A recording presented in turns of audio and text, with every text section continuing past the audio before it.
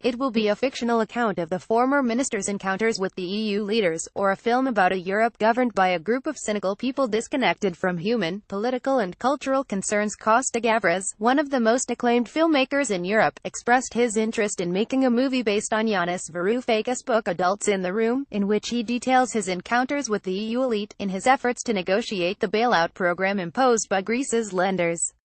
Gavras left Greece in the early 1950s, fearing political persecution, and migrated to France, where he rose to the status of one of the leading figures of political cinema.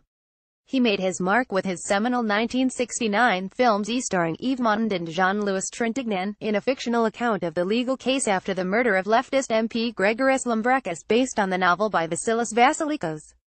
The film's international success made it a symbol of the anti-dictatorship movement in Europe. Gavras subsequently built a strong filmography with works such as The Confession 1970 and State of Siege 1970. Throughout his films he has tackled major issues such as the missing victims of the Pinochet regime in Chile, Missing, 1982, starring Jack Lemmon and Sissy Spacek; The Israeli-Palestinian Conflict, Hannah K., 1983, U.S. White Supremacism Betrayed, 1987, Anti-Semitism Music Box, 1989, Ruthless Media Sensationalism, Mad City, 1997, starring Dustin Hoffman and John Travolta; The Catholic Church's Pro-Nazi Stance in World War II, Amen, 2002, Employment Insecurity and the Dog-Eat-Dog Mentality Rising in White-Collar Jobs, The Axe, 2005, The Refugee Crisis, Eden is West, 2009, and The Corrupt Banking System That Led to the Global Financial Crisis, Capitalism, 2012.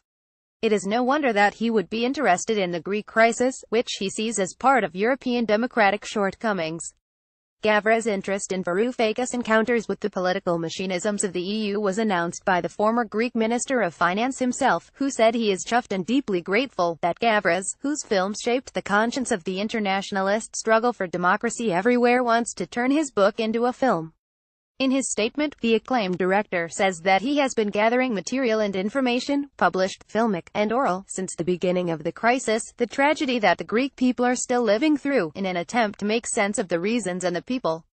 After coming across Varoufakis' accounts, Gavras says that he found the subject for a film, a piece of fiction, about a Europe governed by a group of cynical people disconnected from human, political, and cultural concerns, obsessed with numbers and them alone. The director and his partner Michel Ray Gavras, producer and production manager, subsequently became friends with Varoufakis and his wife visual artist Dana Istratu. Meanwhile, I read 2 of his books, remembers the director. I was impressed by the quality and originality of their content, as well as the prose. When we met we had long conversations, in the context of which he let me know that he was about to begin writing his own account of his tenure as Greece's finance minister, a tale of being an outsider in politics, of the negotiations in the Eurogroup, that illegitimate but ultra-powerful EU body. I asked to read the manuscript. He agreed and began sending it to me chapter by chapter, as the book was being written. Immediately I was convinced by the text's seriousness and the accuracy of the description of the behavior of each of the tragedy's protagonists. Reading it saddened me, and I found myself often angered, indeed enraged, by the violence and the indifference of Eurogroup members, especially the German side, to the drama and unsustainable situation in which the people of Greece lived, and live. I decided to make a film out of this tragedy.